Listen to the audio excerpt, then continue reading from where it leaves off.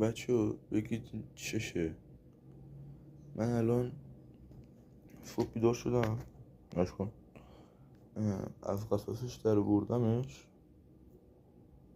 بعدش خود این قفسش هم در بردم و اینا. این الان دور خونه میچرخه، نمیذاره نازش کنم. نمیدونم چشه، هی میدوه این طرف اون طرف، همه جا هم داره بو میکنه. فکر میکنم آلزایمر گرفته.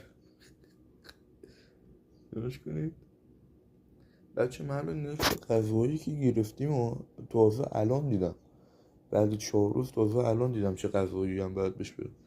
آقا جیت میدوی و الان این مشکله یا خوبه نمیدونم.